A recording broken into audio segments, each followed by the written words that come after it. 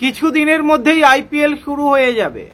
IPL শেষ হয়ে যাওয়ার পরেই সেপ্টেম্বর মাসের দিকে এশিয়া কাপ শুরু হবে। এবারে টি-20 ফরম্যাটে এশিয়া কাপ হতে চলেছে। যতটা শোনা যাচ্ছে 8টি দল এবারে এশিয়া কাপে অংশগ্রহণ করবে। টোটাল 19টা ম্যাচ হবে। হোস্ট করবে সম্ভবত ইউএই এবং শ্রীলঙ্কা। এবারে এশিয়া কাপে মানে টি-20 ফরম্যাটে সেপ্টেম্বর মাস থেকে যে এশিয়া কাপ হতে চলেছে সেখানে হংকং, ইউএই, ওমান অংশগ্রহণ করবে। এই 3টে দল ছাড়াও আপনারা জানেন ইন্ডিয়া, শ্রীলঙ্কা, আফগানিস্তান, পাকিস্তান, বাংলাদেশ। ফাইনাল আপনারা জানেন কোন দলের সম্ভাবনা রয়েছে ফাইনালে যাওয়ার, মানে ফাইনাল জেতার। বলার কিছু নেই, ইন্ডিয়া ইজ বেস্ট।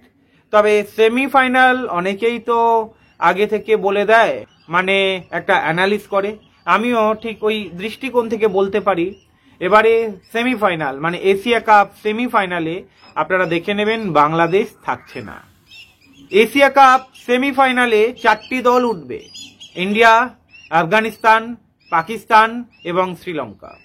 কারণ বাংলাদেশের দম নেই, ওরা শুধু ইন্ডিয়াকে খোঁচা মারতে জানে। এই বাংলাদেশ জিতবে কাদের বিরুদ্ধে? ওই হংকং এর বিরুদ্ধে, ওমানের বিরুদ্ধে, মানে যেসব দলের কোনো শক্তি নেই তাদের বিরুদ্ধে। ওই জিম্বাবুয়ে গিয়ে জিতে আসবে। এশিয়া কাপ এবারে চমৎকার হতে চলেছে। টি-20 ফরম্যাটে সেপ্টেম্বর মাস থেকে শুরু হবে।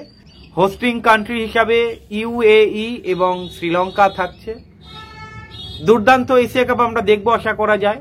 ফাইনাল বলেই তো দিলাম ইন্ডিয়া জিতবে এবং সেমিফাইনালে আপনারা দেখে নেবেন 4টি দলই উঠছে, বাংলাদেশ উঠতে পারবে না।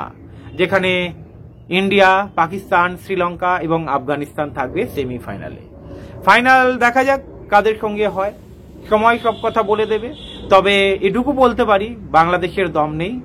এই এশিয়া কাপ ফাইনাল জেতা বা সেমিফাইনালের স্বপ্ন দেখা বাংলাদেশকে ছেড়ে দেওয়া উচিত। ভালো থাকবেন।